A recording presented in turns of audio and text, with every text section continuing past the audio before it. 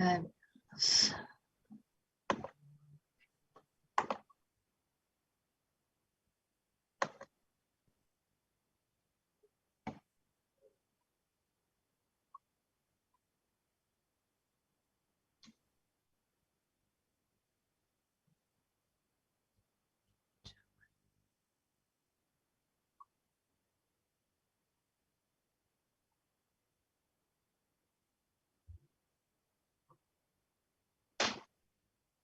¿Listo?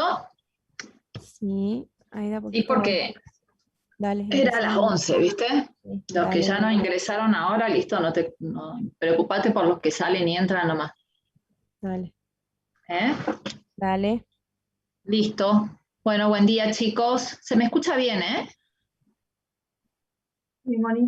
Sí, Gracias. Es medio feo hablarle a nadie, digamos.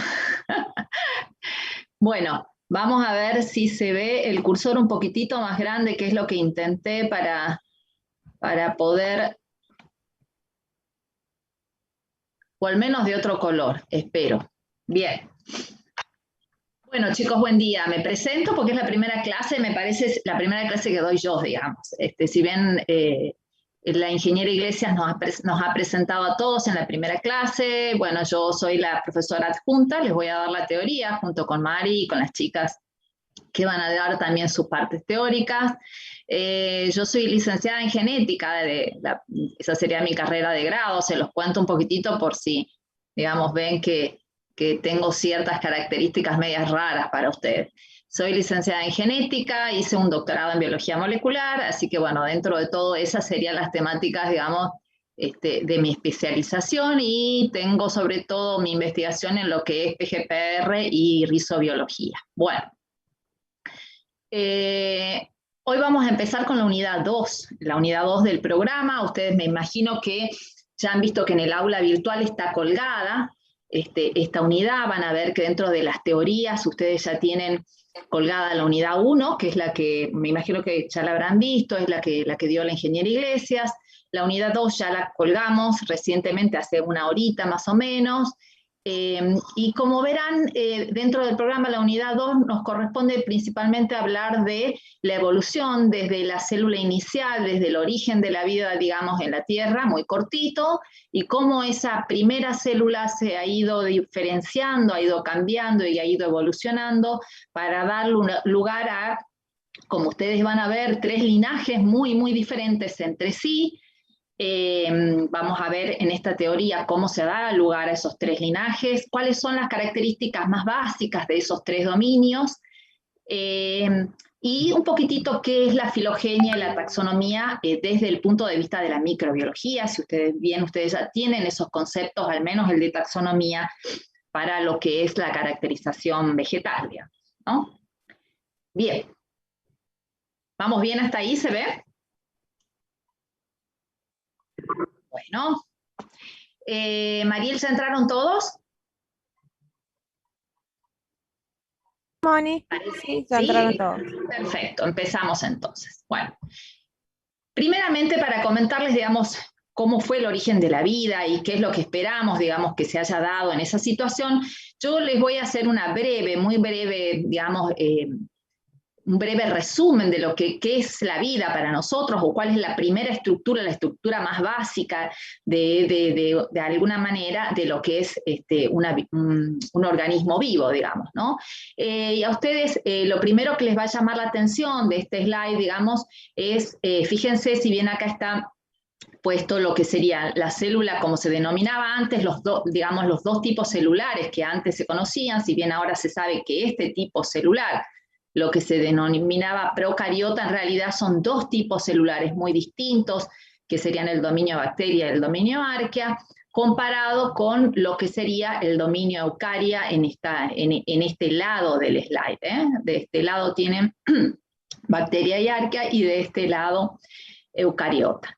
Lo primero que uno ve cuando ve, digamos, estas características, si bien uno tiende a buscar las diferencias, es que toda célula, toda entidad celular, digamos, tiene muchas características comunes, ¿no es cierto? O sea, si ustedes se dan cuenta, de alguna manera eso nos hace ver o nos hace pensar lo que hizo que la mayoría de las personas pensara en un único ancestro común, ¿verdad? Entonces, fíjense que todo ser, digamos, toda entidad celular tiene en común, fíjense, una membrana, ustedes ya lo saben, una membrana plasmática que separa el citoplasma en el caso de los unicelulares, de un entorno externo, digamos, de un ambiente. Tienen en común también justamente todo lo que sea ADN nuclear, perdón, ADN cromosomal, en un caso en un núcleo. En el caso de bacterias y arqueas no está en un núcleo, está justamente sí en una región nucleolar, pero no es un núcleo verdadero, eso justamente lo han visto ustedes, me imagino, ya lo saben, es una de las características principales de diferencia entre estos dos tipos celulares, pero tienen en común el ADN como código genético, digamos. Tienen en común, fíjense también, los ribosomas, sintetizando proteínas, una gran cantidad de proteínas en la zona plasmática, que son justamente los personajes que van a realizar todas las actividades, si ustedes lo saben, metabólicas esenciales de la célula, eso también tienen en común. Tienen en común, además, fíjense, una gran cantidad, bueno, si bien acá no está dibujado, de lípidos, proteínas, tienen las mismas macromoléculas como constituyentes, como son justamente, les digo, las proteínas, los lípidos y los azúcares en general. Bien, pero comienzan a haber algunas diferencias que marcan, en este caso, en este slide se ven bien claro, marcan como por ejemplo la presencia de organelas verdaderas separadas por sistemas de endomembrana, que eso es característico de una célula eucariota y que no se encuentra en una célula procariota. Además de eso, una cantidad de otras diferencias que vamos a ir viendo dominio a dominio. Pero en este caso lo que yo les quiero mostrar es qué sería una entidad celular para que ustedes ahora vean cómo se dio ese origen y cuáles fueron, o cómo se piensa que se dio ese origen, y cuáles fueron de alguna manera los pasos que se fueron dando para originar para originar estos tres tipos de células que hoy existen. ¿Hasta ahí vamos? Sí, ¿no? Porque esto es lo que ustedes habrán visto en biología, lo han visto en la secundaria, lo han visto hasta ahora en estos primeros años. Bien, estos son lo que les decía, las características comunes de toda célula microbiana. ¿Y cuáles son las funciones que cumplen esas células o deben cumplir para ser considerados de alguna manera entes vivos, ¿no? La primera función que deberían cumplir es algún tipo de alimentación o metabolismo, es decir, funciones que le permitan de alguna manera generar energía, ya sea en ATP y en poder reductor, y que le permita luego la síntesis de todos sus componentes para la posterior división. Obviamente el segundo punto que tiene que cumplir esa célula o ese ente es la división, que es, como lo ven acá, la replicación. En el caso de una célula unicelular estamos hablando de crecimiento, netamente crecimiento poblacional, digamos, es decir, el aumento en número de células. La diferenciación en algunos casos, no siempre, por eso está en negro, no siempre se cumple. Algunas células tienen alguna diferenciación, que pueden diferenciarse en algún tipo de espora, en otro tipo celular, etcétera. La señalización química, también en negro, si bien hasta ahora se conoce que la mayoría de las células se señalizan entre ellas para una organización en alguna etapa de su vida celular.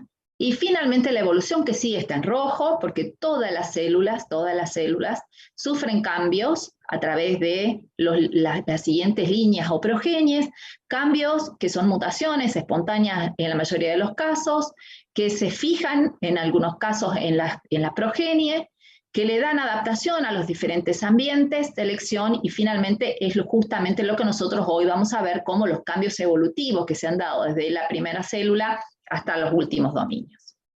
Bueno, ¿por qué les pongo este slide? Porque fíjense que en este slide yo me basaría en este punto, en la evolución y los cambios desde la célula original hasta las actuales, y en posteriores slides, en las siguientes teorías, ustedes van a ver que nos vamos a basar por ejemplo, en la replicación o el crecimiento, eso, digamos, es una teoría que la van a ver con la ingeniera Iglesias. El metabolismo es otra teoría que lo van a ver conmigo en su momento. Y la diferenciación y la señalización, que también lo van a ver dentro de la línea del crecimiento. O sea que este slide lo vamos a ver, digamos, en las siguientes teorías. Bien.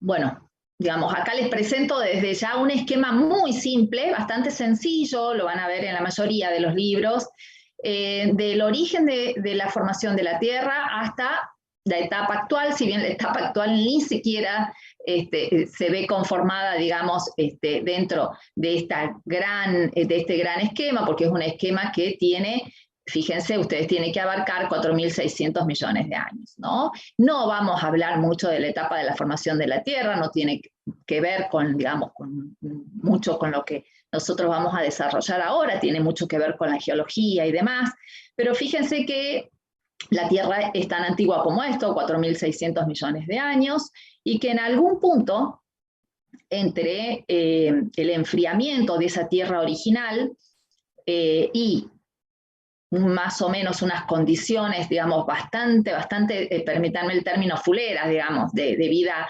original, se vio el origen de la vida. Ahora fíjense que hay entre la primera célula, y la formación de la Tierra, un lapso de millones de años, fíjense, en los cuales no se sabe cómo se dio origen, digamos, a esa célula particular, pero hay unas hipótesis que son, yo creo que ustedes las habrán visto en algún momento, lo que se denomina el origen o de alguna manera la vida prebiótica, ¿sí? En este punto lo único que les quiero mostrar, fíjense, es cuál es la etapa de la vida, o cuáles son las condiciones de la vida, perdón, en la que estábamos en este punto. Es un punto de una Tierra que, fíjense, era totalmente anóxica, en este caso, obviamente al ser, digamos, un planeta joven, había alta temperatura, un ambiente reductor por la misma ausencia de oxígeno.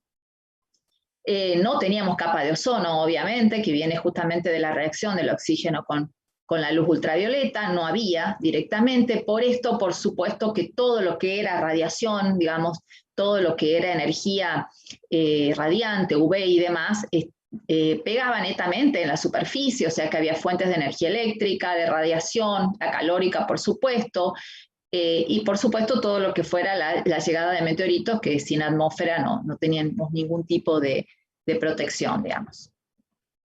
¿Cuáles serían las condiciones gaseosas en esos casos? Obviando el oxígeno, fíjense, sí había dióxido, metano, por supuesto, gases como nitrógeno en todas sus formas reducidas, hidrógeno particularmente.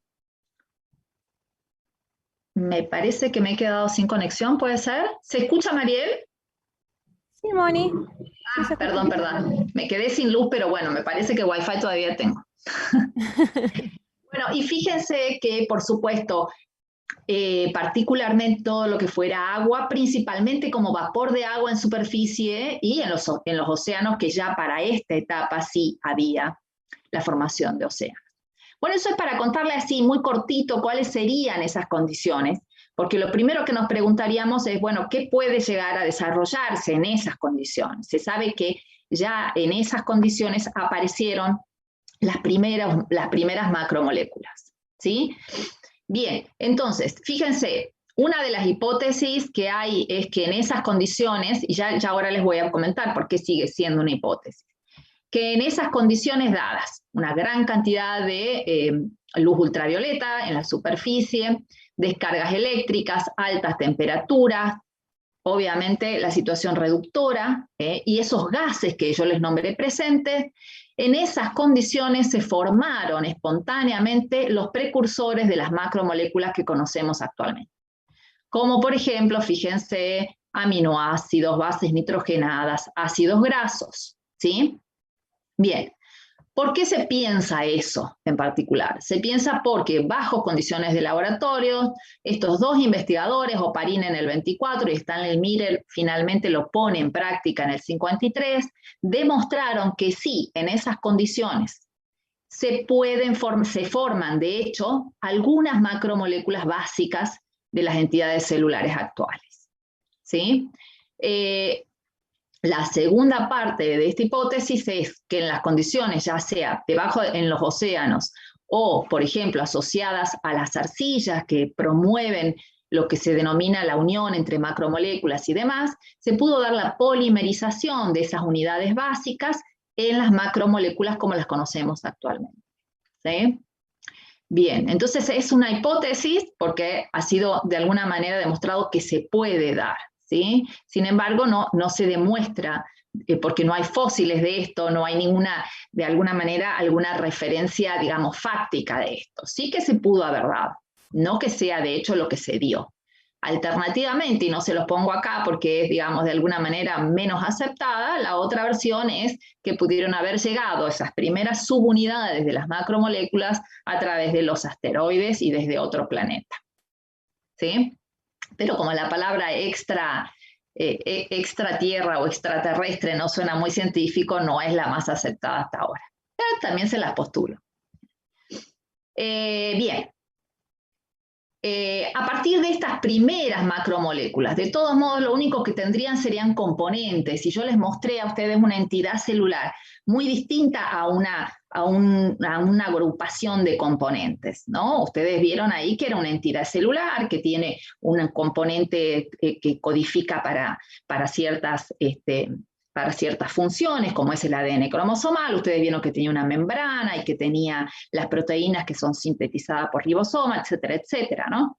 Bien, entonces, ¿cómo se llega desde esta agrupación a esa unidad celular? Bueno, lo que se cree, y eso es lo que ustedes van a encontrar como el RNA, como entidad replicativa prebiológica, se cree que primeramente, digamos, la primera entidad que se dio basada en el ARN, es decir, el ARN como molécula que tenía de alguna manera las funciones que iba incorporando en sus cambios, en su selección, iban quedando porque se autorreplica, de hecho, tiene esa capacidad, algunos ARN, de autorreplicarse, y también tiene la capacidad de catalizar ciertas reacciones, con lo cual tenemos, aunque sea de alguna manera, la función que hoy ustedes lo saben, la realizan las proteínas. Teniendo esas dos funciones en mano, digamos, se postula que primeramente la primera molécula que comenzó a realizar funciones de alguna manera similares a la célula pudo haber sido el ARN. Luego, fíjense, ese ARN, digamos, si ustedes piensan cuáles son los componentes que realizan la síntesis de las proteínas, permítanme, acá el esquema está en inglés, pero bueno, es bastante claro, la síntesis de proteína se da toda con componentes, si ustedes lo piensan, relacionados o de tipo RNA, como es el mRNA, el tRNA y los ribosomas, que son asociaciones actualmente de RNA y de proteínas, y en ese momento pudieron haber sido solamente RNA. Entonces, en algún momento, ese ARN pudo haber dado lugar incluso a la síntesis de proteínas, y siendo las proteínas mucho más funcionales y eficientes en catalizar las reacciones, fueron seleccionadas en el tiempo como los catalizadores metabólicos, ¿sí? Es decir, ahí ya cambiamos, ¿no? ARN con su función codificante, proteína con su función catalizadora, y finalmente ustedes tienen que pensar que a nivel químico el ARN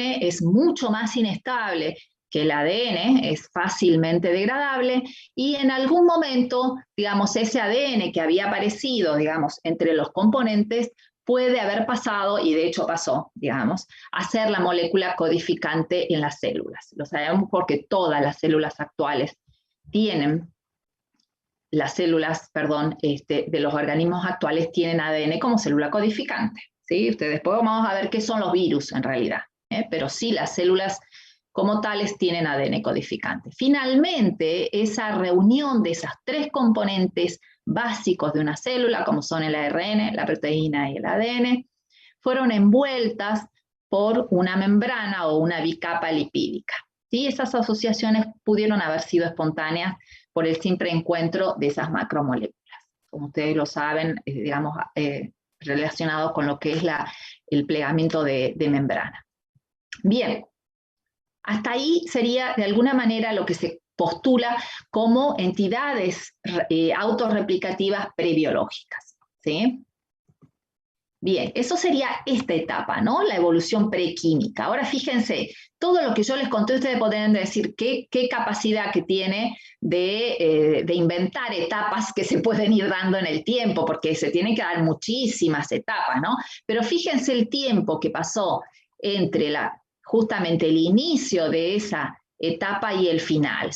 Es un tiempo muy largo que pudo haber dado origen a un montón de ramas prebiológicas y que fue de alguna manera encontrando el camino hacia la primera célula, hacia el primer tipo o ancestro común. ¿Sí? Bien, acá sí nos encontramos entonces con un punto que ustedes me tienen que creer, tiene que ver con la filogenia, que después lo vamos a ver, con un punto que actualmente se cree que es real. Todos tenemos un ancestro común, una célula que dio origen a todas las células actuales. Ese ancestro común, de alguna manera, dio origen a los 3 dominios, ¿no? Los dominios que en la taxonomía actual son bacteria, arquea y eucaria. Ese ancestro común, ¿en qué situaciones de tierra se encontró? Ahora sí, la parte metabólica de ese ancestro común tuvo que haber estado relacionada. Fíjense que yo les mostré, es una tierra que casi no tiene componentes orgánicos, es una tierra sigue siendo una tierra de ambiente reductor, netamente, no hay oxígeno, y de alguna manera, fíjense, la temperatura es altísima todavía, tiene de alguna manera solamente 2 posibilidades de energía en este caso. Una de ellas en exceso, como es la energía eléctrica, eso es claro, perdón, la energía solar, eso es claro, ¿verdad? Ustedes saben que los rayos en ese momento llegaban y en demasía en la superficie terrestre, y la otra podría haber sido la oxidación de alguno de todos esos compuestos reducidos. ¿Sí? Principalmente uno de ellos, uno de los más abundantes, es el hidrógeno.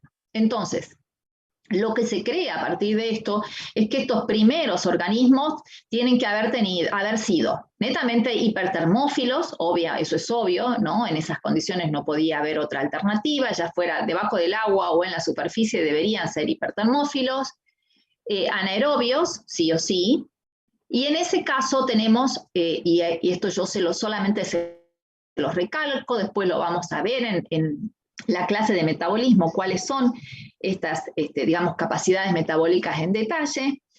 Tenemos 2 capacidades metabólicas muy importantes que pudieron haber sido las primeras actividades metabólicas en la Tierra.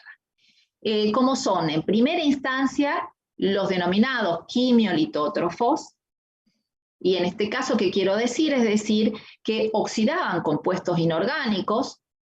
Particularmente la oxidación del hidrógeno pudo haber sido una de las más básicas, con muy poca energía que disponen, pero sí, digamos, es muy simple ese metabolismo y pudo haber sido efectivo en esas condiciones.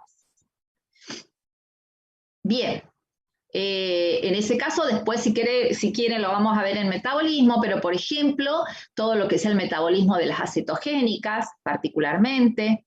Otro metabolismo que pudo haber estado en estos inicios también tiene que ver con las metanogénicas, que en ese caso justamente yo les mostré que también había metano disponible y había dióxido de carbono, y lo vamos a ver en la actividad metabólica. Finalmente, otra de las actividades muy importantes, y van a ver por qué se las nombro, tiene que ver, y justamente está dentro de esta tabla, como el origen de la fotosíntesis anoxigénica. Esta fotosíntesis ustedes la van a ver por primera vez, me parece a mí, porque es netamente procariótica y es una fotosíntesis realizada por organismos anaeróbicos, en la cual esos organismos usan, en vez de dador de electrones, el agua, como dador externo de electrones, el agua, usan justamente el sulfuro de hidrógeno. ¿Sí? Ustedes creo, en la parte práctica, en la teoría y en el metabolismo lo vamos a ver en detalle. No necesitan ahora particularmente recordarlo, pero fíjense que en estas condiciones, si estamos hablando que necesitaban la luz, necesitaban el sulfuro de hidrógeno, condiciones anaeróbicas son todas condiciones que había en la Tierra, con lo cual esa sería otra de las actividades metabólicas potenciales en esa primera línea celular. Bien, entonces para resumirles, las dos capacidades metabólicas que podrían haber sido el origen de la célula, que podría haber tenido ese ancestro común, son la quimiolitotrofía y la fotosíntesis anoxigénica. Bien.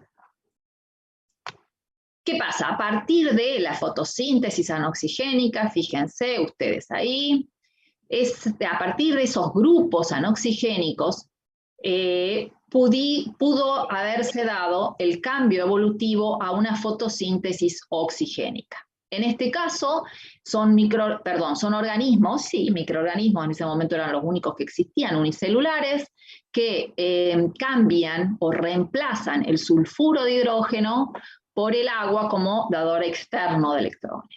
¿Mm? Y en ese caso, entonces... Hola. Bien.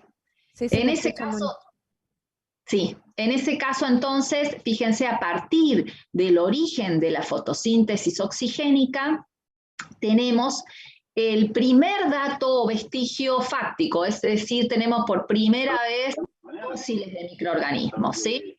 En este caso, esos fósiles son los que se denominan estromatolitos. Ahora sí, por eso está datado acá el origen de los fotótrofos oxigénicos tan característicamente en un punto, porque existen, digamos, dataciones de esos fósiles, ¿sí? Acá se originan entonces, fíjense, esta fotosíntesis oxigénica que está tan marcada acá. ¿Por qué es tan importante? Fíjense que a partir de este origen, cómo cambia la condición de esa tierra desde una condición anóxica, porque ustedes lo saben, el producto de esa fotosíntesis tan importante es el oxígeno, ¿sí? Y eso para la evolución celular fue un punto netamente importante. Pasa de ser una atmósfera anóxica a óxica, obviamente con muchísimo tiempo de acumulación de oxígeno para llegar a la atmósfera actual, ¿sí? ¿Qué pasa con esa fotosíntesis? No solamente genera una atmósfera óxica, sino que a través de la reacción, como ustedes lo saben, del oxígeno con la luz ultravioleta, se va a generar o se genera el ozono, y ese ozono va a formar una capa que finalmente va a dar lugar a la atmósfera actual que tenemos, con la protección, por ende, de todo lo que está en superficie terrestre de la luz UV. ¿Cuál es el tema de la luz UV? Fíjense, y ustedes después lo van a ver en control microbiano incluso, la luz UV genera una gran cantidad de mutaciones a nivel de ADN, con lo cual la mayoría de las células serían bastante lábiles en superficie. Es decir, que en la Tierra, antes de la formación de la capa de ozono, la vida celular tiene que haber estado protegida, ya sea por el océano o, como yo les había dicho en algún momento, por arcillas y demás, pero no se podía pensar en, digamos, la vida celular estable en superficie. A partir de la formación de la capa de ozono, entonces, no solamente hay una Tierra con vida en océano, sino también en la superficie terrestre. Y además, al generarse ese oxígeno, fíjense, ahora después lo vamos a ver de nuevo en la teoría de metabolismo, aparece, fíjense, el oxígeno como último aceptor de electrones, y ustedes eso lo saben, el par oxígeno-agua, digamos, es un par muy eficiente a la hora de producir justamente, a la hora como par aceptor de electrones, ¿eh? Tiene una gran capacidad de reducción. Entonces, fíjense, una vez que se genera estas condiciones, el resultado es la diversidad microbiana. Desde este punto en adelante, ustedes tienen el desarrollo de todas las otras líneas celulares, ¿sí? Estos son, fíjense, el vestigio de la primera célula eucariota recién acá, y el origen de los eucariotas en esta etapa. Bien. Esto ustedes lo han visto en biología, me parece, ¿o no? Ahora sí necesito que alguien me conteste. ¿Alguno conoce lo que es la teoría de la endosimbiosis? Sí, eso lo vimos en morfología. ¿Sí? Perfecto, perfecto. Bien, ¿y a qué hace alusión esa teoría endosimbiótica?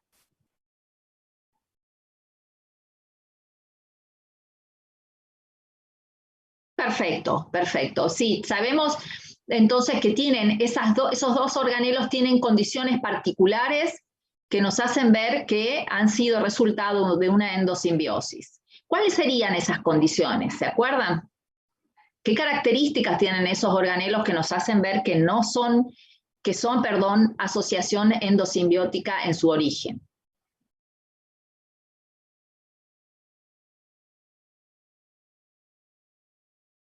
Bien, el ADN circular tiene entonces asociación con ¿qué tipos de célula? Procariotas. De bacterias, exactamente, de procariotas en general, tanto de bacterias como de arquea, perfecto. Bien, y además tiene ribosomas procarióticos también, ¿verdad?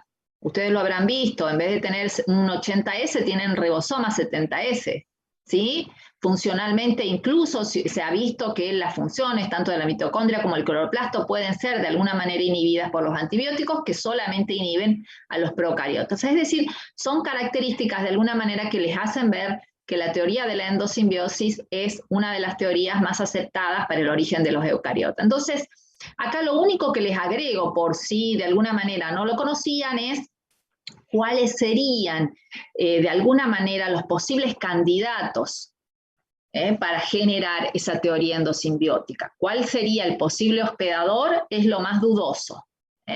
Pero yo les cuento mínimamente cuáles serían los candidatos dadores de mitocondria, es decir, cuál sería esa bacteria que hubiera ingresado a esa célula, a ese linaje previo al eucariota, y se convirtió posteriormente en una mitocondria. Bueno, de alguna manera, por los resultados moleculares, se cree que esa primera mitocondria sale del linaje de las proteobacterias, ¿sí? Mientras que esa primera o esa célula que dio origen al cloroplasto sale del linaje de las cianobacterias, ¿sí? En este caso, una bacteria dentro de proteobacteria que realizaba netamente una respiración, de ahí la función de la mitocondria, y una bacteria que realizaba la fotosíntesis y de ahí la función adquirida de cloroplasto. ¿Estamos? ¿Vamos bien? Sí. Vamos, vamos. Todavía no se durmieron. Bueno, esta célula hospedante que ustedes tienen acá, y se los voy a contar, no importa que sea complejo para ustedes, no importa que todavía estén en la duda, simplemente porque es lo más curioso del tema. Todavía quedan cosas por desarrollar. Y el tema es que si bien a ustedes les aparece así siempre como teoría de la endosimbiosis seriada, como que está todo cerrado, el paquete y demás, yo les voy a contar que lo que se desconoce es, porque ustedes fíjense, siempre decimos, miren, alguien le entró acá, entró en esta célula, y luego entró otro endosimbionte a esta célula, pero lo que está en total duda todavía, y se sigue estudiando y se sigue analizando, es quién era el hospedante de ellos dos, de dónde viene ese linaje. Y entonces, digamos, inicialmente se pensó que ese linaje venía de bacteria, pero ustedes van a ver ahora el árbol y va a quedar bastante dudoso. Y entonces la siguiente idea fue, parece que ese linaje viene de arquea, y luego incorporó una bacteria y otra bacteria y demás. Es decir, que lo que está todavía dudoso es si no hubo una endosimbiosis previa entre arquea y bacteria. Y yo les voy a mostrar por qué. Después cuando veamos, digamos, el esquema con las características de cada dominio, van a ver ustedes por qué es tan dudoso quién fue la célula hospedante o el linaje hospedante original que dio lugar a los eucariotas. Bien. Ahora vamos a una parte más práctica.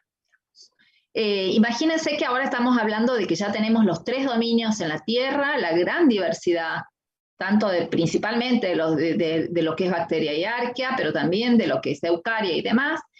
Vamos al hecho de cómo hacemos para el estudio de todas estas especies y cómo hacemos para que esos estudios de alguna manera se puedan comparar entre investigadores y puedan, uno de alguna manera le pueda dar, digamos, una clasificación a todos esos grupos, ¿no? Y ustedes ya lo han visto a esto, saben que la taxonomía, lo han visto a nivel vegetal, me imagino, ¿verdad?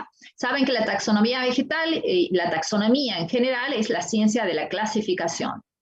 En el caso de la taxonomía bacteriana, es exactamente lo mismo, es la ciencia de la clasificación en grupos o taxones por sus similitudes, su nomenclatura, es decir, la asignación de nombre netamente de cada uno de esos grupos, y la parte práctica de la taxonomía es la identificación de esos organismos por diferentes análisis, ¿sí? A la taxonomía, en la parte práctica, le interesa netamente llegar a la identificación del microorganismo, ¿sí? Y en la taxonomía bacteriana, al igual que en la taxonomía que ustedes encontraron, también tiene una jerarquía. Por supuesto, cuando uno agrupa, netamente podemos empezar desde lo más chico a lo más grande o empezar desde lo más grande a lo más chico, ¿sí? En este caso yo les he puesto desde lo más grande a lo más chico. El primero, o la unidad taxonómica más grande, es el dominio, y esto es, se los vuelvo a decir porque siempre hacemos hincapié. La unidad taxonómica mayor es el dominio. En este caso el ejemplo es un microorganismo que está dentro del dominio bacteria. Por debajo de bacteria, el siguiente taxón es filum. Este microorganismo es del filum Proteobacteria, por debajo de filum la clase, por debajo de la clase el orden, por debajo del orden tienen los subórdenes en general, pero acá yo traté de hacérselo un poco más chiquito, finalmente la familia, y por último, igual que en la taxonomía que ustedes vienen conociendo, es una nomenclatura binomial con justamente el género y la especie de cada uno de los microorganismos, ¿sí? En la taxonomía bacteriana, la unidad taxonómica menor es lo que denominamos clon o cepa. Esa especie está conformada por una gran cantidad de cepas, pero hay una cepa o varias cepas, pero en general hay una que es una cepa o el tipo de la especie. ¿Qué es una cepa? Se lo pongo aquí porque en la parte práctica ustedes ya lo van a ver también. Son células genéticamente idénticas derivadas de la división sucesiva de una sola célula, ¿sí? Acá en la cepa es una célula que da origen a una población celular. Eso es una cepa, un clon, ¿sí? Esa es la unidad taxonómica menor dentro de la especie, pero una especie puede estar conformada por varias cepas. ¿Vamos hasta ahí bien? Sí, ingeniera. ¿Sí? Después vamos a ver cómo definimos en bacteriología lo que es una especie. Yo se los voy a mostrar en detalle. ¿Por qué? Porque ahora hay una diferencia con respecto a lo que ustedes venían viendo en taxonomía. Bien.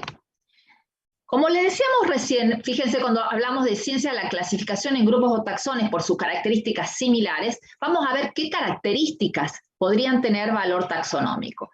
Esto es particularmente un detalle que ustedes van a ir viendo en el desarrollo de la materia. Fíjense que a nivel bacteriológico en particular, las características son muy distintas a las que ustedes venían viendo en la taxonomía de vegetales. Por supuesto, no tenemos las mismas características. Fíjense, a nivel morfológico podría ser la pared. Ustedes ayer tuvieron el práctico donde me parece que desarrollaron lo que es la tinción Gram, ¿verdad? Sí, así es. Bien. ¿Quedó algo de eso? ¿Se acuerdan de eso? ¿Qué correspondía esa tinción Gram? ¿A qué correspondía? Diferencia entre gram positivas y gram negativas. Perdón, ¿quién me está contestando? Así que quiero saber porque así ya más o menos veo. No me aparece acá. Elsa. Elsa, perfecto, gracias. Gracias, ahí tengo una cara que habla.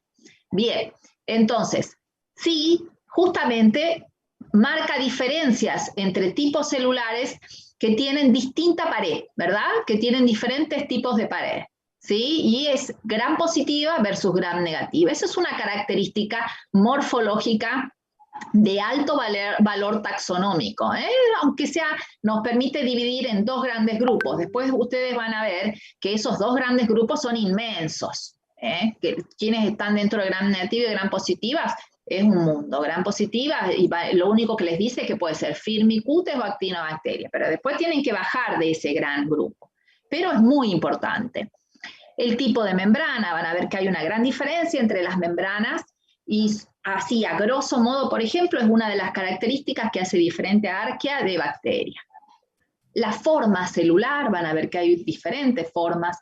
El tamaño celular, particularmente importante entre la diferencia entre los dominios eucaria y procariota. Las agrupaciones celulares que se conforman. Las características coloniales, una de las características, digamos, de las primeras características que uno ve cuando cultiva el microorganismo en una placa, en un medio sólido.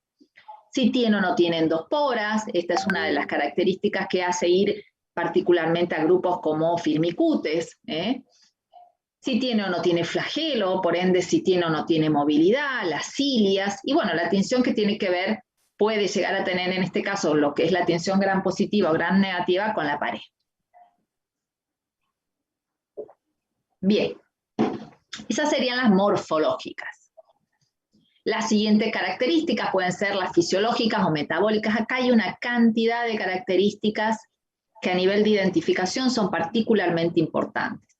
Todo lo que tenga que ver con la degradación de diferentes fuentes, la utilización de fuentes de carbono, de nitrógeno, de azufre, incluso hay, digamos, kits comerciales en los cuales ustedes, si tienen alguna duda con respecto a una bacteria, ese kit comercial directamente pone todas las fuentes de carbono, de nitrógeno y de azufre, y ustedes lo cultivan en las diferentes fuentes, y que les da resultado con respecto a cuál es la bacteria o los acerca a la bacteria en cuestión. El mecanismo de obtención de energía, si son fotótrofos, si son quimiótrofos, si son quimiorganótrofos, quimiolitótrofos. Obviamente, si crecen o no a diferentes pH, a diferentes temperaturas, si son aerobios, si son anaerobios, qué tipo de metabolitos producen, la sensibilidad a diferentes antibióticos, ahí van a ver una gran diferencia entre gram positivas y gram negativas también. Sus características ecológicas, si son simbióticas, si son patógenas, la interacción con otro tipo de células. Las características genéticas, como el número y el tamaño de plásmidos. Ustedes saben ya que los plásmidos son ADN extracromosomal, típico de bacterias y de arquea. Bueno, ¿cuántos números de plásmidos tiene? ¿Qué genes tienen los plásmidos? A nivel molecular, por ejemplo, el contenido en base GC, muy importante para los grupos como Firmicutes versus Actinobacteria. Los perfiles enzimáticos que tiene, todo lo que sea, cuando ustedes hablan de molecular, tendría que, finalmente ustedes piensan es todos los análisis relacionados con las macromoléculas. Entonces, fíjense, se puede analizar desde el perfil de ácidos grasos, el perfil proteico, que sería la metabolómica de la célula, o el perfil de ADN, que tiene que ver con todo lo que sea la genómica, ¿sí? Entonces, ahí pueden hacer, incluso en algunos casos, y es uno de los más usados porque es lo más simple, una PCR. Yo ahora no les voy a explicar qué es una PCR, pero ustedes ya lo conocen, y si no, al final de la presentación de PowerPoint tienen un link para YouTube donde ustedes pueden ver qué es una PCR, pero con este tipo de análisis que les permite amplificar una secuencia del genoma específica, ustedes pueden llegar a analizar si es o no una bacteria determinada, si es que esa bacteria tiene algún marcador particular, algún gen particular, una parte de esa secuencia que es específica de esa bacteria. Y acá es simplemente decirles que, por ejemplo, la PCR específica se realiza, por ejemplo, con lo que es el COVID. Eso ustedes ya lo conocen, dice si se hace o no se hace PCR. Bueno, porque justamente en ese caso ustedes tienen marcadores particulares que se pueden analizar por PCR y determinar si está o no está ese virus. Bien.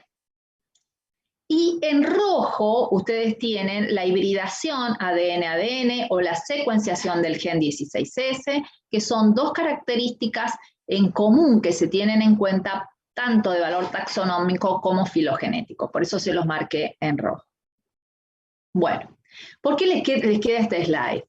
Porque cuando ustedes, digamos, de alguna manera entren en esta unidad es importante que mínimamente, yo no les digo que ustedes se conozcan todas las características de valor taxonómico, pero mínimamente ustedes sepan algunas de las características que son justamente de valor taxonómico, de valor de identificación, dentro al menos de las morfológicas puedan llegar a nombrar lo que es la tensión Gram, porque incluso en la parte práctica la van a ver, en lo que es metabolismo, porque ustedes en la unidad de metabolismo van a clasificar los diferentes microorganismos por su actividad metabólica, incluso dentro de lo que es crecimiento los van a clasificar por las condiciones ambientales en las que pueden o son capaces de vivir, así que eso netamente lo tienen que conocer, ¿sí? Y a nivel molecular tienen que conocer mínimamente lo que es el marcador 16 este.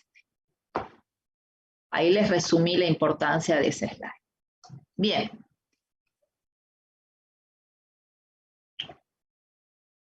Actualmente se dice que, esto es solamente para que ustedes conozcan una actualización de lo que es la taxonomía bacteriológica.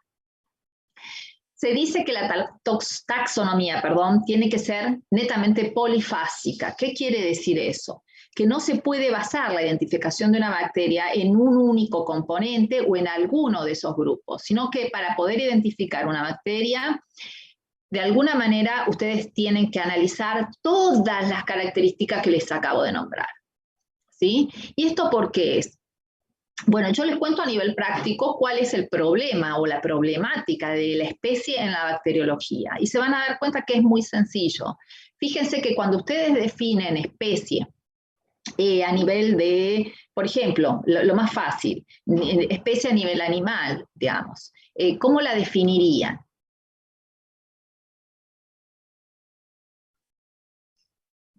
¿Tienen una idea? ¿Cómo dicen esta especie? Conjunto de individuos que se pueden reproducir y dejar descendencia. Perfecto. Bueno, esa es la más sencilla, ¿verdad? Si bien es una característica o una definición de secundaria, es muy válida, ¿sí? Y imagínense cuál es la problemática a este nivel. ¿Alguno de ustedes sabe cuál sería la problemática a este nivel?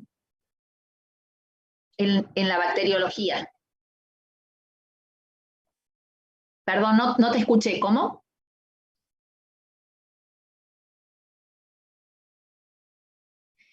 Vamos a repetir la última definición. No se reproducen sexualmente.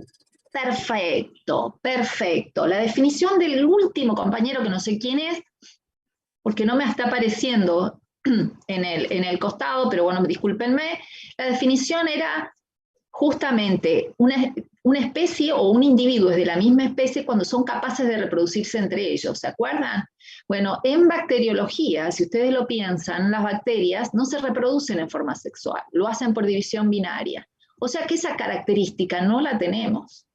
No podemos definir de esa manera, ¿sí? Incluso ustedes, si se acuerdan de alguna manera, las transferencias génicas en bacterias son transferencias horizontales o verticales, ¿verdad?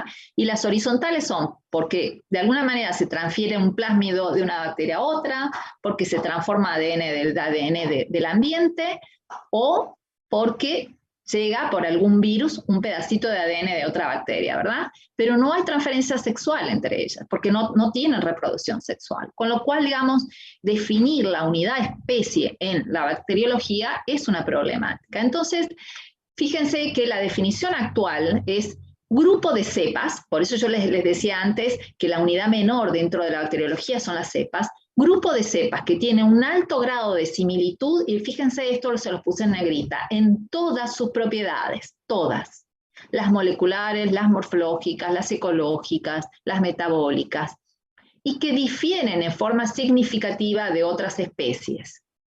Les marco las diferencias a nivel molecular. Al mínimamente más del 3% de disimilitud en la secuencia del gen 16S y más del 30% a nivel de todo el genoma, ¿sí? Ustedes no se tienen que conocer, digamos, los porcentajes, no va a eso esto, ¿no? Pero sí lo que les quiero mostrar es que en la actualidad, para clasificar una especie, ustedes tienen que tener en cuenta todas las características completas, ¿sí? Bien, una vez que se define una especie nueva, digamos, fíjense como esta especie que es Burkholderia ambifaria, se definió con todas esas características que ustedes ven acá a la derecha, fíjense, tanto todo lo que es hibridación ADN, la composición GC, la caracterización fisiológica y metabólica. Cuando terminan y ven que obviamente es muy distinta de las especies más cercanas, se la define como especie nueva, va a ser introducida finalmente en el manual de Berger, que ese es el manual donde se ingresan todas las especies bacteriológicas nuevas, y como, digamos, condición sine qua non, porque esto no es algo que ustedes puedan elegir, sí o sí tiene que estar en al menos 2 bancos de cepas. Estos bancos de cepas mantienen, a diferencia de los individuos vegetales, acá se mantienen vivos, son células viables. Y esos bancos de cepas, así solamente a nivel anecdótico, hay que anotarlo mínimamente en 2 países diferentes, porque tiene que estar disponible para cualquiera que lo pida. Bien. ¿Cuál sería la comparación con la filogenia? ¿Ustedes tienen una idea de lo que es la filogenia? Así como tenían una idea de lo que es taxonomía.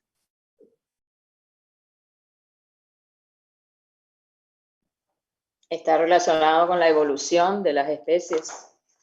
Perfecto, Elsa. Sí, está relacionado, justamente es el estudio de las relaciones evolutivas entre individuos. Es decir, que no solamente se queda con identificarlos, clasificarlos o agruparlos, sino que dice si tienen o no tienen un ancestro común y qué tan lejanos son unos de otros con respecto a ese ancestro común. Es decir, cuáles sus relaciones evolutivas, netamente.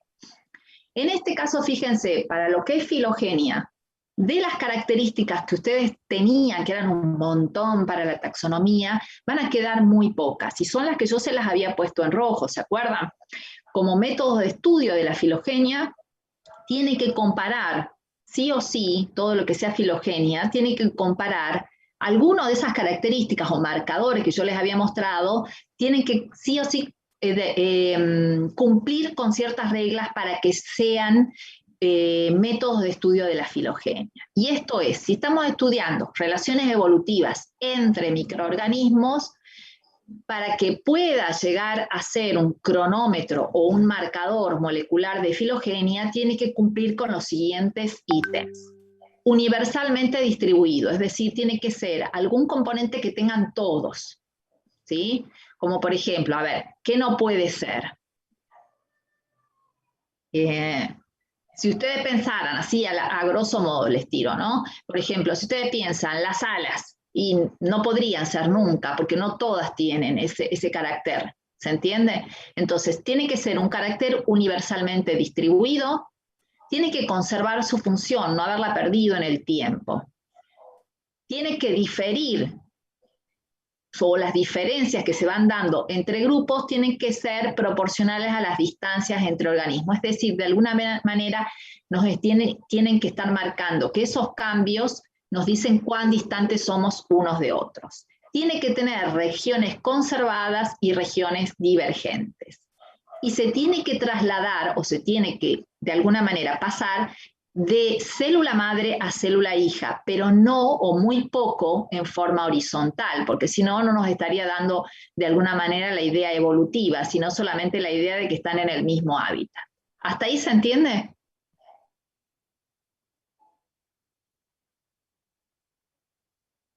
Más o menos, ¿no?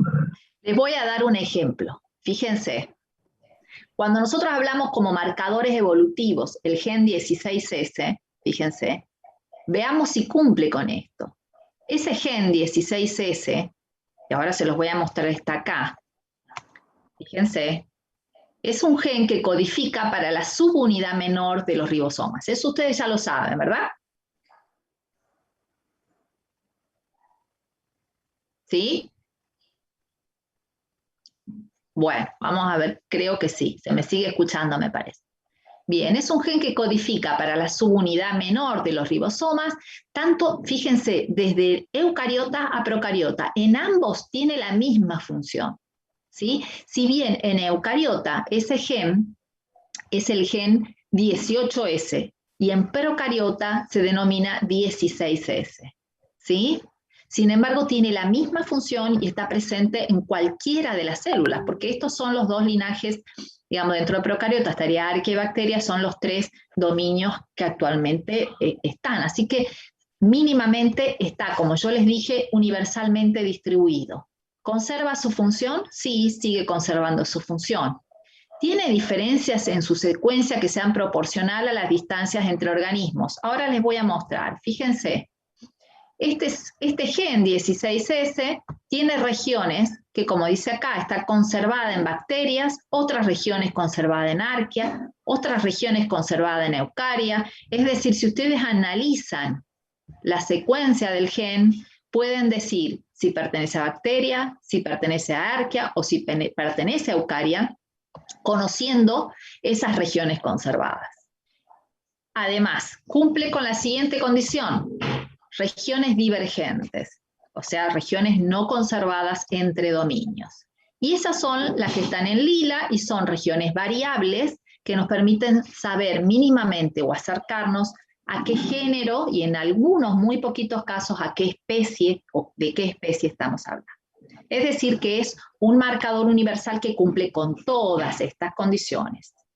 Y en general, eso es el puntito más álgido de la cuestión, es que en algunos casos se ha descubierto algo de transferencia horizontal. Transferencia horizontal se refiere a que no pasa de célula madre a hija, sino que pasó de una célula que estaba en el mismo hábitat a otra célula, ¿se entiende?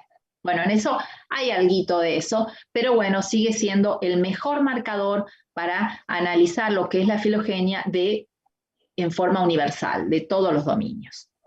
¿Qué otros marcadores pueden haber?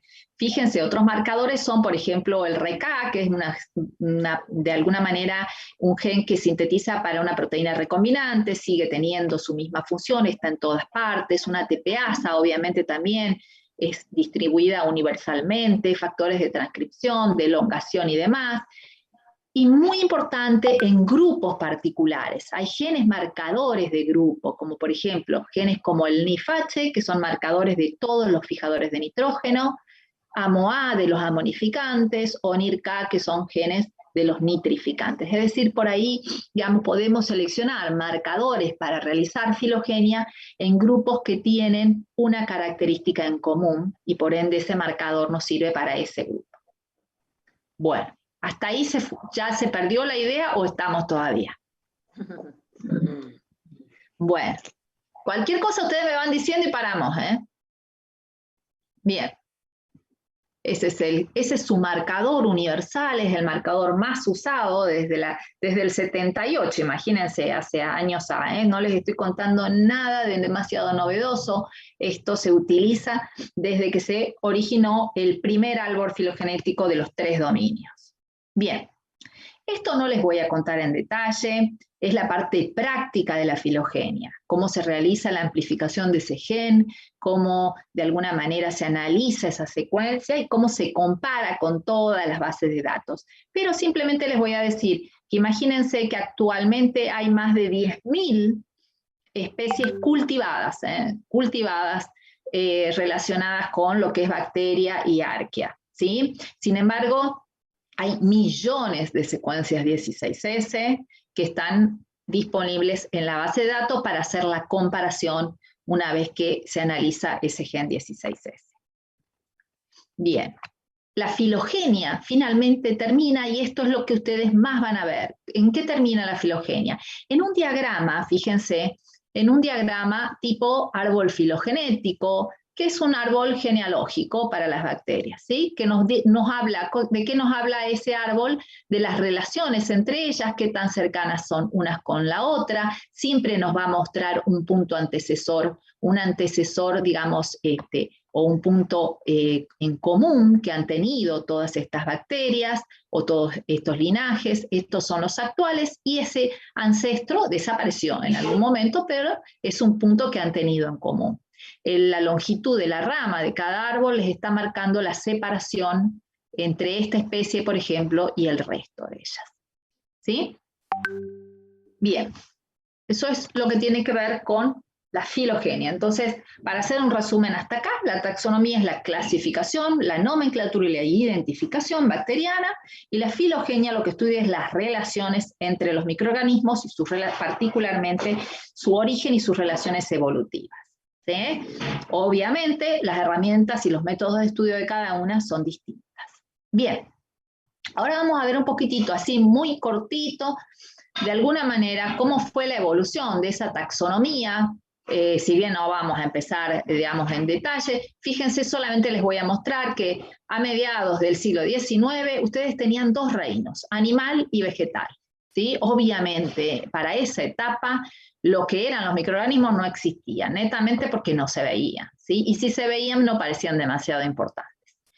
En 1866, por primera vez, Haeckel dice, bueno, sí, hay un tercer reino. Están los pequeños, todos los pequeños en lo que se denominaría el reino protista. Y ahí junta algas, hongos, protozoos y bacterias, todos. ¿Sí? En el 68 Murray propone, dentro de estos pequeños protistas, separemos un linaje que es muy distinto, los procariotas. ¿Sí? Murray dice, bueno, acá hay una línea celular diferente. En el 69, Whitaker propone separar dentro de lo que serían todos estos tres reinos, separar a fungi, que le parece que es un reino diferente por ciertas características, y obviamente procariota lo propone ahora sí como un reino diferente por el linaje que había propuesto Murray en su momento. Hasta ahora tenemos 5 reinos, fíjense, de los cuales de esos 5 reinos solamente uno sería el linaje procariótico. En el 78, Carl Woese propone por primera vez que el linaje procariótico está dividido en 2 tipos celulares diferentes. Él se basa en lo que es las relaciones filogenéticas entre microorganismos, particularmente el uso del gen 16S y 18S en eucaria. Entonces, el sistema de clasificación actual que viene de esa época, imagínense, ni les voy a decir cuántos años tenía yo, ustedes ni existían, es un sistema de clasificación que hasta la fecha se basa entonces en estos 3 dominios: bacteria, arquea, eucaria. Fíjense que actualmente de los 3 dominios más importantes que existen, 2 de ellos son células que se denominaban procariotas. ¿Sí? Entonces, imagínense que pasamos de tener en algún momento 5 reinos, de los cuales uno solo era el linaje procariota, a la actualidad donde sabemos que la gran diversidad de especies, y la gran cantidad de organismos que hay en la Tierra le pertenecen a estos 2 dominios dentro del tipo celular procariótico. Bien.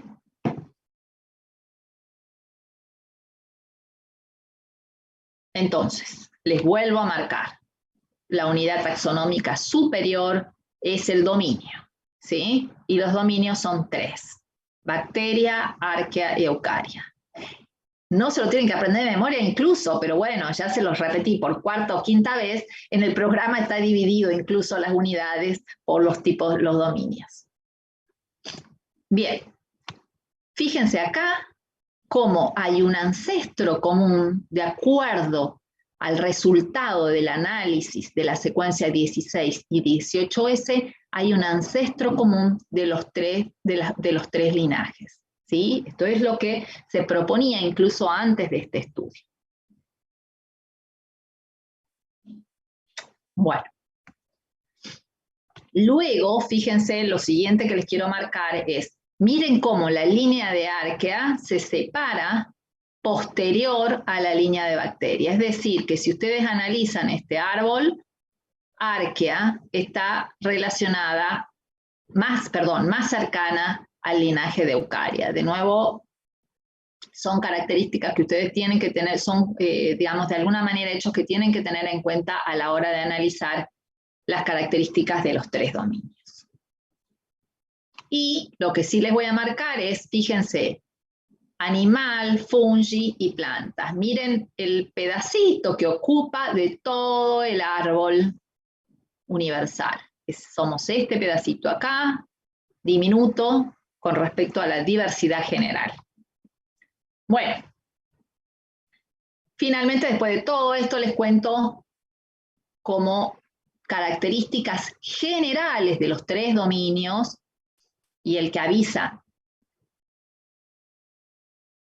no está de alguna manera haciendo nada malo. Yo les aviso que son lo mínimo que ustedes tienen que conocer de cada uno de los dominios, ¿sí? Cuando ustedes ingresen en las unidades de dominio bacteria, dominio arquea, dominio eucaria, lo primero que tienen que decirme es ¿por qué son bacterias? ¿Cuáles son las características generales de ese dominio? ¿Por qué son arqueas? ¿Cuáles son esas características generales de las arqueas? ¿Y cuáles son las características generales del dominio eucaria? Y cuando empiecen a hablar de cada uno de los grupos dentro de ellas, bueno, dar algunas de las características que hace que se separen entre ellos, ¿sí? Pero acá, en este esquema, yo solamente les muestro algunas de las características y las diferencias entre ellos, ¿sí? Después, en el seminario los van a ir estudiando grupo por grupo.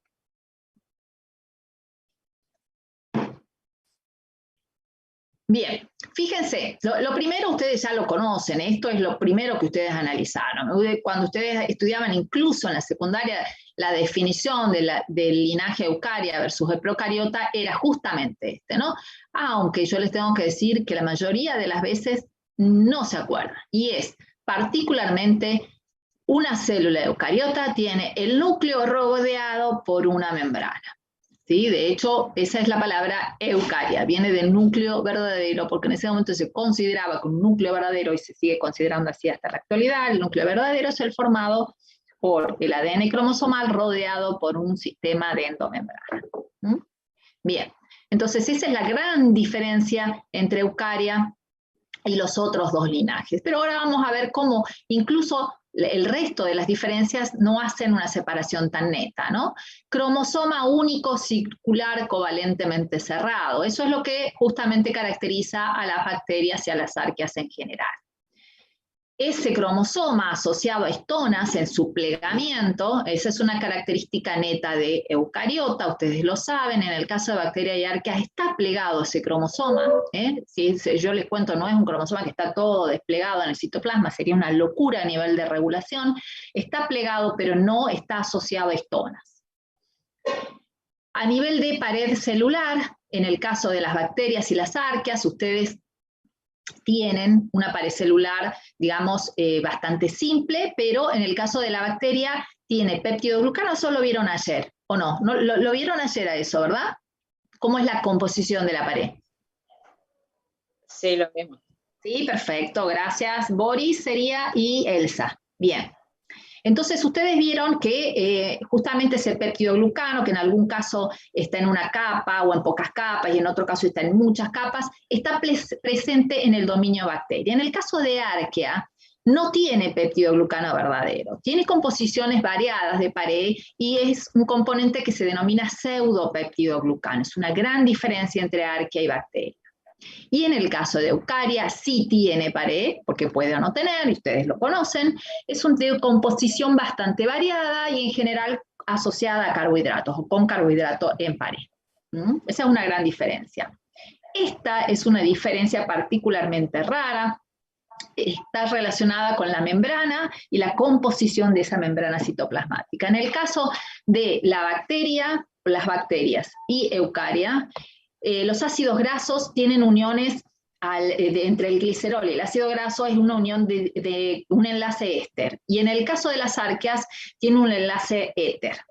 Este tipo de enlace y esta composición variada de arquea, incluso en algunos casos, esa arquea puede llegar a tener, en vez de una bicapa lipídica, una monocapa lipídica, y es lo que le permite una funcionalidad particularmente importante en condiciones, una de las características que les hace posible la vida en condiciones extremas.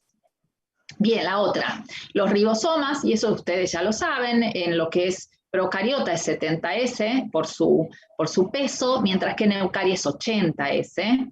La organización genómica es distinta, ustedes lo saben, los eucariotas tienen intrones y exones, ahí hay, digamos, una diferencia particularmente importante, mientras que toda la línea procariota necesita estar organizada en operones. Yo les pido que toda esta parte de que es genómica, que es génica, la recuperen ustedes de la parte de genética. Busquen esos datos, fíjense cuáles son, particularmente, no un detalle, pero sí finalmente, cuál sería la funcionalidad de un operón. Porque a nivel, digamos, de bacteria, la funcionalidad del operón es particularmente importante, ¿sí? Tiene que responder rápidamente a los cambios ambientales. Entonces, recuperen eso de genética. Bien, todo lo que sea, y yo se los pongo acá al final, todo lo que sea factores de transcripción o relacionados con la síntesis proteica, fíjense, es muy parecido entre eucaria y arquea. ¿Ven? Fíjense, está muy relacionado, incluso fíjense la estructura del promotor, el inicio de la síntesis proteica y demás, es muy parecido entre arquea y eucaria, y eso es otra de las ideas por las cuales se piensa que esa relación entre arquea y eucaria es más cercana que entre bacteria y eucaria. Bien, hasta ahí la parte de que tiene que ver con las características generales de los dominios. Bien, estas características yo se las pongo porque a mí me parece particularmente importante desde el punto de vista funcional. Estos son los procesos que son exclusivos de todas las células procariotas. No todas lo tienen, pero son exclusivos de células procariotas. ¿Qué quiere decir? Son procesos que no van a encontrar en una célula eucariótica. Si ustedes me dicen un hongo es capaz de realizar metanogénesis, listo, ya está, se terminó, no hablamos más. Se van y vuelven otra vez, ¿sí? Si ustedes dicen el hongo, la planta es capaz de fijar nitrógeno, ¿sola? Fija nitrógeno, tiene nitrogenasa, es capaz de... Oh, listo, chao, nos vemos la próxima vez, ¿sí? Entonces, fíjense que estos procesos, que ustedes hasta ahora, incluso muchos de ellos ya lo han visto asociados a beneficios que las bacterias de alguna manera entregan al sistema o entregan al medio ambiente, o entregan en algunos casos en asociación con plantas o con animales, ¿sí? Son procesos que se perdieron luego de que, digamos, ese linaje eucariótico adquirió las especies actuales, ¿sí? Por ejemplo, la quimiolitotrofía, que es justamente una de las actividades metabólicas originales de la vida, que se postula como originales de la vida.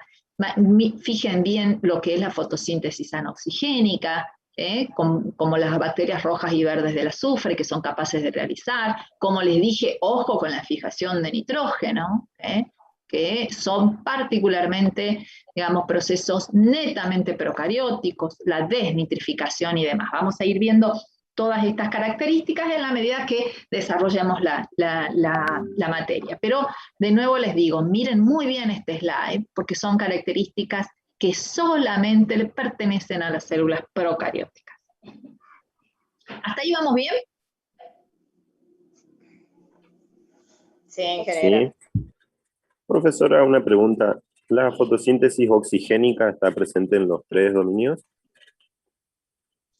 Bueno, ahí justamente, digamos, si hablamos de fotosíntesis oxigénica, hablamos de presentes en especies de bacteria, obviamente.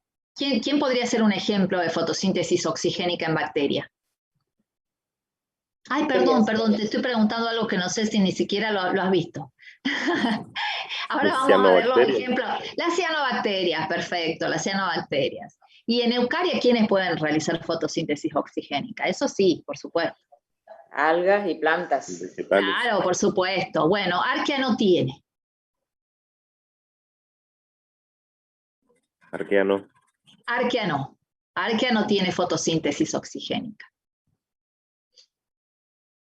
Vos estás haciendo al revés, qué es lo que hay presente en todos y qué es lo que no, digamos. No, en el caso de la fotosíntesis oxigénica no está en arquea, no. Pero ahora vamos a ver por ahí un poquitito en detalle eso.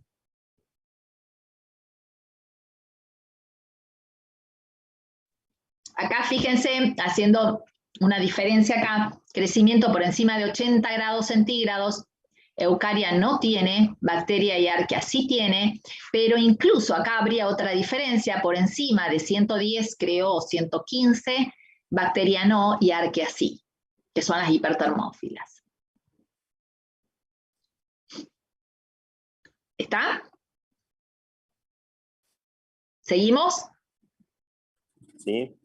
Bueno, pero nuevamente les digo, ¿no? Estos son procesos muy importantes a nivel microbiológico, incluso de lo que es la microbiología agrícola en particular, y que solamente se dan en células procariotas.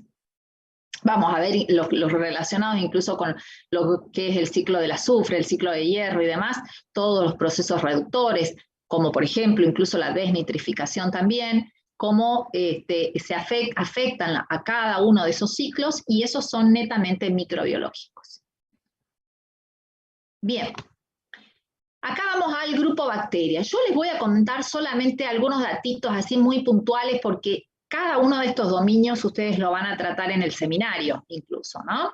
Entonces, por ahora es solamente un dato, digamos, introductorio al tema. Y además ya son las 2:30, así que vamos a ir terminando. Bueno, fíjense, el dominio bacteria. Si ustedes hablan del dominio bacteria, es el dominio con mayor diversidad, obviamente, y ustedes me dirán, sí, es obvio, con solo pensar que ustedes tienen hasta más o menos un orden de 10.000 especies por gramo de suelo. Imagínense que es uno de los ecosistemas más diversos.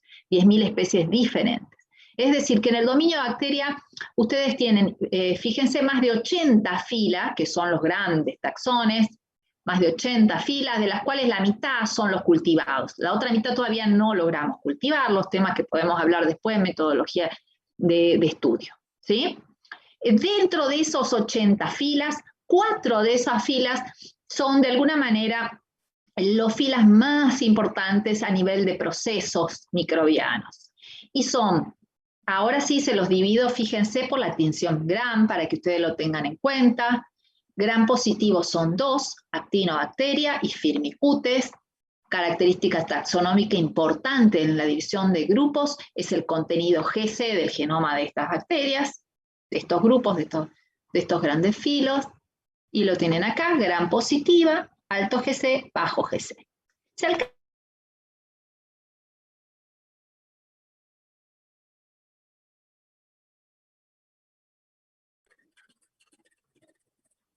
Hola. A ver, bueno, entonces ahí vienen alto GC, actinobacteria, Moni, bajo GC, Firmicutes, sí.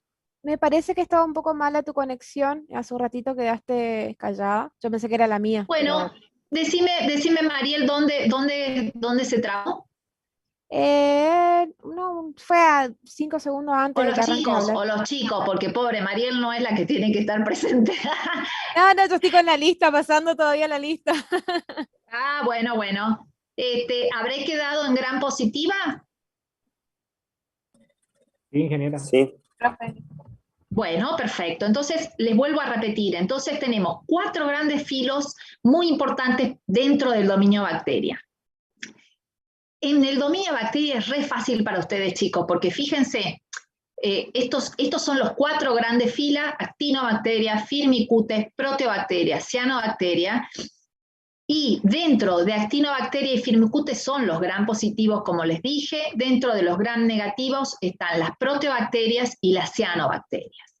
Acá, fíjense, dentro de proteobacterias, las diferentes clases están divididas por las letras griegas, alfa, beta, gamma y delta, dentro de las que nosotros después en los seminarios vamos a ver. Hay una gran diversidad metabólica. Ustedes dentro de proteobacteria tienen todas las actividades metabólicas que puedan pensar. Van a ver mucho lo que es alfa, beta y gamma, delta menos porque están mayormente relacionados con patógenos, que no lo vemos en microbiología agrícola. Cianobacteria es uno de los grupos que está unido particularmente no solo a nivel filogenético, sino a nivel metabólico, porque ese sí es una de las características. Las cianobacterias cumplen todas con una actividad metabólica común, como ustedes lo dijeron, que es la fotosíntesis oxigénica. Bien, y acá afuera les dejé lo que es las fotótrofas anoxigénicas. ¿Por qué? Porque si bien tienen una actividad metabólica común, a nivel filogenético están dentro del grupo proteobacterias separadas en las diferentes clases, ¿sí? Pero ustedes las van a estudiar por su actividad metabólica, todo el grupo en su conjunto, digamos, en los seminarios. Van a ver que son lo que se denominan algas rojas y verdes del azufre, pero fíjense que acá están las bacterias verdes del azufre, acá, uy, perdón, se me pasó, acá están las bacterias verdes del azufre, las rojas van a quedar dentro de proteobacteria, como les dije, es decir, a nivel de filogenia están separadas, pero nosotros las estudiamos juntas por su actividad metabólica. Y me faltan las no del azufre, que son, acá está. Ustedes ven que por lo que es la relación filogenética están separadas. Bien, hasta ahí vamos. Dominio bacteria, dominio arquea, que era lo que hoy preguntaban acerca de las actividades metabólicas de cada dominio. Fíjense que el dominio arquea es menos diverso que el bacteria, tiene aproximadamente 8 filos importantes, de los cuales 2 son los que nosotros más analizamos por sus características y los procesos metabólicos que realizan. Son todos quimiótrofos, de ahí que yo les decía que la fototrofía acá en el dominio arquea no está presente, son quimiótrofos todos. Después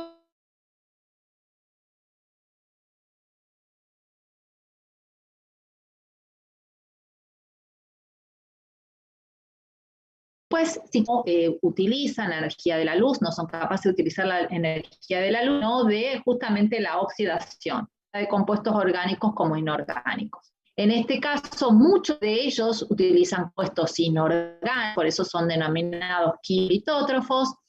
Muchos de ellos oxidan el hidrógeno, que es justamente esas primeras actividades metabólicas que habíamos analizado, las originales, en la tierra, digamos. Muchos son capaces de oxidar el amonio, el amoníaco, para justamente obtener la energía, el hierro o el azufre. Otras características particulares del dominio arquea es, por ejemplo, en el grupo de las Euriarchaeota y Crenoarchaeota, que son los 2 filos más importantes dentro de arquea. Dentro de las Euriarchaeota tenemos el grupo de las metanogénicas. Esto es un proceso exclusivo de arquea. Ninguna otra célula es capaz de realizar ese proceso. Las metanogénicas están solamente dentro de arquea.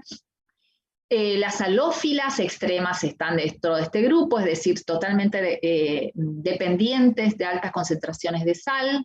Las termoacidófilas también están dentro de este grupo. Y dentro de Crenoarchaeota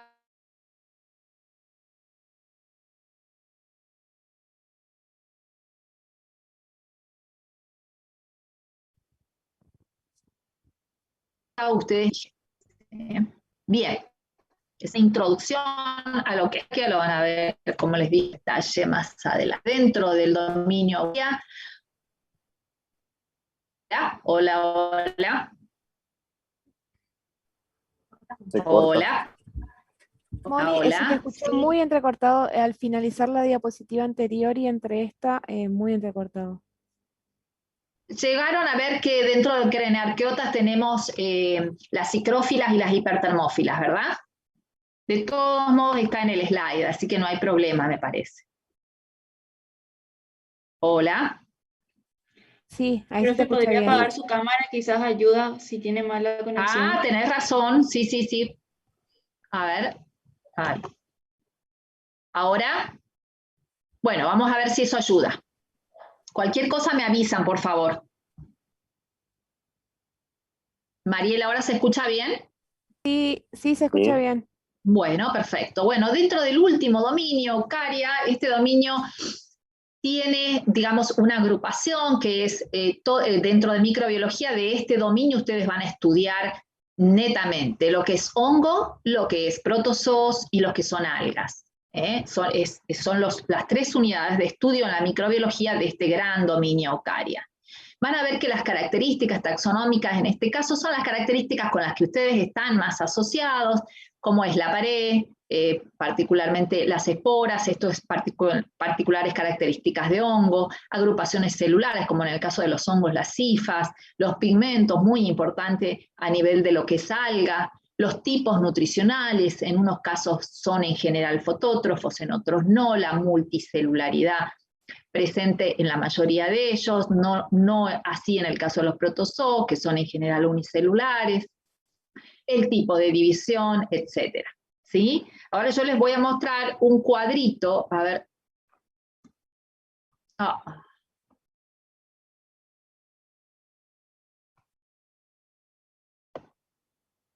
No me está dejando pasar.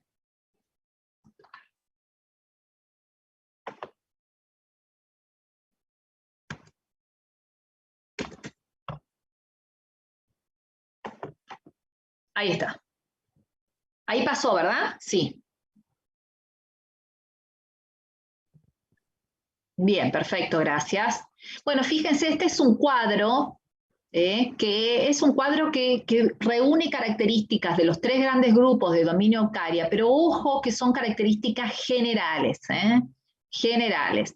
Entonces yo se los pongo, pero ustedes van a ver, no me vengan y me digan, uy, mira, fulano no cumple con, y sí, bueno, en general los protozoos son quimioheterótrofos comparados con las algas, sin embargo hay, por ejemplo, la euglena, muchas veces se clasifica, y de hecho Brock lo hace dentro de protozoos, y es netamente fotótrofa, con lo cual algunas características, digamos, son generales, ¿sí? La multicelularidad, fíjense, dicen protozoos ninguno, sin embargo, bueno, algunos de los protozoos pueden llegar a ser considerados, o sea, dentro de protozoos, por ejemplo, alguna de las clasificaciones ingresa oomicetos, y en ese caso tienen también multicelularidad. Es decir, yo les presento este cuadro como, digamos, un cuadro de generalidades.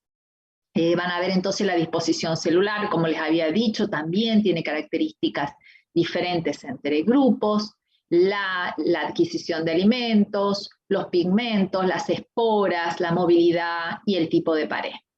¿Sí? Bien, esto solamente son cuadros, digamos, de resumen. Como último componente de esta teoría están los denominados componentes acelulares, ¿sí? Los virus. En este caso, ustedes van a tener que los componentes acelulares son virus, priones y viroides, ¿sí? En el caso de los virus, y ustedes ya me imagino que conocen por qué denominamos componentes acelulares, pero por las dudas yo les comento. No cumplen con la función de justamente poder replicarse en forma independiente. Y eso era una de las funciones que ustedes se acuerdan teníamos dentro del primer slide que yo les mostré, ¿verdad? Entonces, por ende, no es considerado una entidad celular, es considerado un componente acelular. En su forma inerte es denominado virión. Inerte, obviamente, no se replica, está fuera de la célula. Ustedes saben que los virus están distribuidos en todos los tipos celulares que existen. Tiene una mínima estructura que es un ácido nucleico, que está rodeado por una cápside, rodeado por una cápside proteica, digamos, y esa estructura mínima es denominada en general nucleocápside. Puede tener otros componentes, es decir, por ejemplo, una envoltura, espículas y demás, pero la mínima estructura es esa, ¿sí? Como les dije, no tiene una capacidad metabólica propia, solo se replica dentro de la célula, ese es el ciclo infectivo, y infecta todo tipo de células. Obviamente no todo virus infecta, y ustedes ya lo saben a eso, hasta es Vox Populi, no todos los virus infectan todos los tipos de células, pero sí, digamos, la diversidad celular presente, digamos, es capaz de infectar cualquiera de los dominios que tenemos. Bueno, acá simplemente para que ustedes vean el tamaño del virus, eso es una característica neta de este componente acelular, es diminuto con respecto a las células de los tres dominios. Bien. La morfología es una característica taxonómica importantísima en lo que es la parte viral, la morfología de la nucleocápside, la presencia o no de la envoltura de la membrana lipoproteica, la presencia o no de espículas. Acá es solamente un resumen de lo que es la taxonomía de los virus, se basa en estas características, la morfología del virión, la estructura genómica, ustedes lo van a ver muy bien en los seminarios, la estrategia de expresión del material genético, y obviamente, como yo les dije, puede estar distribuido en los diferentes tipos celulares. Bueno, una de las características taxonómicas de los virus, y la primera que se estudió incluso, es el espectro del huésped, es decir, cuáles son las células capaces de infectar. Bien, ustedes van a analizar en el seminario cuál es el sistema de clasificación de Baltimore. Simplemente esto es para que ustedes vean que dentro de ese sistema de clasificación, el virus que actualmente están mirando todos los días, qué pasa con las infecciones y demás, que es este grupo COVID-19, está dentro de los SARS, y es el grupo 4, es un virus del tipo RNA de simple cadena. Fíjense que esta es la primera vez que hablamos de un componente acelular que tiene RNA como componente codificante. Eso no pasa en ninguno de los componentes celulares, ¿sí? Pero en el caso de los virus, tiene tanto DNA, puede llegar a tener DNA, RNA, simple cadena, doble cadena, cadena positiva o negativa, de acuerdo al tipo de replicación de ese componente codificante, y esa es una característica, obviamente es una característica taxonómica. Bien, estas son las otras entidades que yo les estaba presentando, la van a ver bien más adelante, pero solamente para decirles que en el caso de los viroides, la gran diferencia es que es ARN, ustedes van a decir, sí, en el otro también había ARN, sí, pero este es ARN desnudo, esto es un ARN de cadena siempre sencilla, en forma circular, covalentemente cerrada, ¿sí? Y que no tiene una cápside proteica como envoltura, no tiene una cápside proteica asociada en este sistema, ¿sí? Y es particular de vegetales. Entra por herida, se mueve intracelularmente a través de los plasmodesmos, se lo van a ver, y el ejemplo clásico es el viroide de la papa, ¿sí? Y en el caso de los priones, en este caso, por primera vez, en vez de componentes de ácidos nucleicos, estamos hablando de una proteína infectiva. Es una proteína que ustedes la van a ver, cambia de estructura, el tipo de plegado, pasa de una proteína normal a una proteína infectiva, y el ejemplo de este tipo de componente, de esta entidad celular, está dando encefalopatía espongiforme o el clásico mal de la vaca loca, ¿sí? Ustedes lo van a ver cómo infecta, cuál es el tipo, digamos, de sintomatología que da. Hasta ahí yo creo que llegamos para la clase actual. Van a ver que la bibliografía ya está colgada, es la de Broca en particular para esta unidad, ¿sí? Y algunos de los materiales complementarios, si es que quieren averiguar acerca del experimento de Miller, que era el experimento por el cual él es capaz de replicar la situación de la Tierra original, está en este link.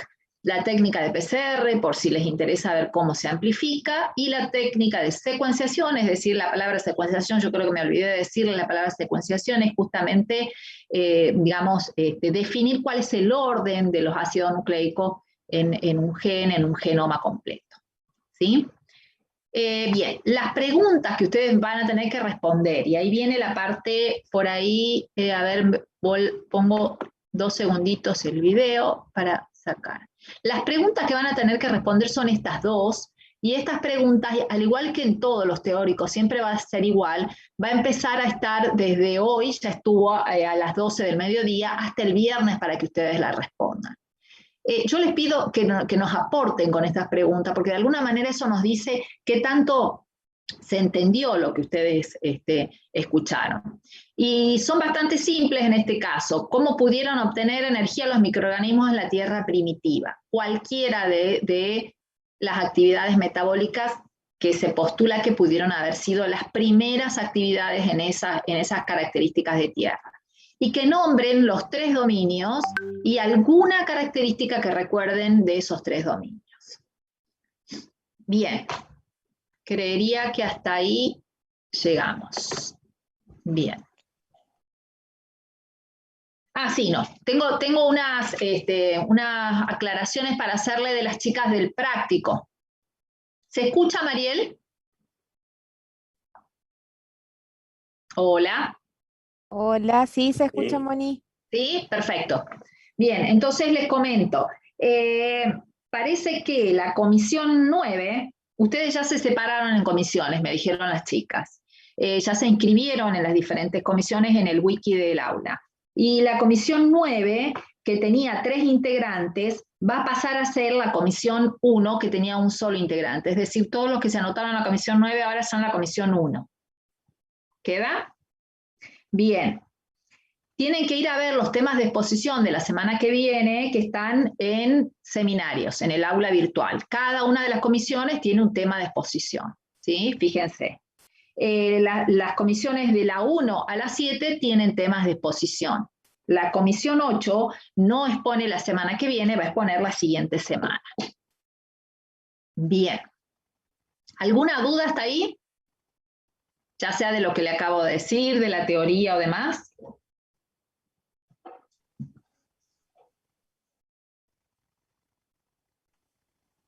Una pregunta, ingeniera. Sí. Con respecto al dominio Arquea, ¿se Sí. aceptan ambas pronunciaciones? Sí, sí, sin ningún Arquea y problema. Arquea. Arquea, Arquea, como quieran. Ah, perfecto. La parte, Gracias. digamos, si tendríamos que ser estrictos con el castellano sería Arqueas. Ah, No perfecto. hay ningún Bueno, problema. muchas gracias. Gracias. Profesora, Sí, el experimento de Miller se corresponde a lo que es la teoría de la sopa primordial. exactamente. Sí, se le llamó así inicialmente. Gracias. Sí, se le llama la sopa primordial, la etapa prebiológica, sí, cualquiera de ellos, sí.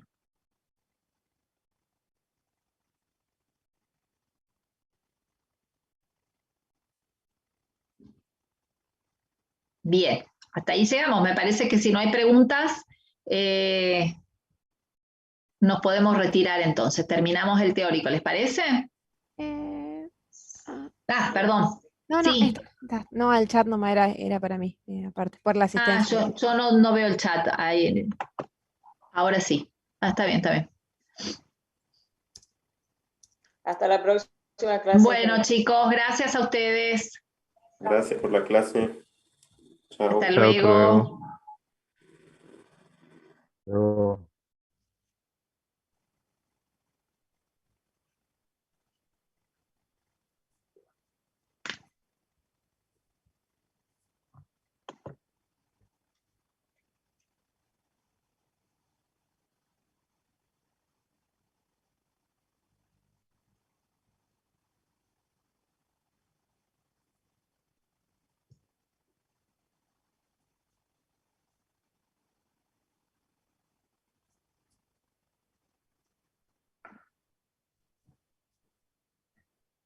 Ahí los remuevo.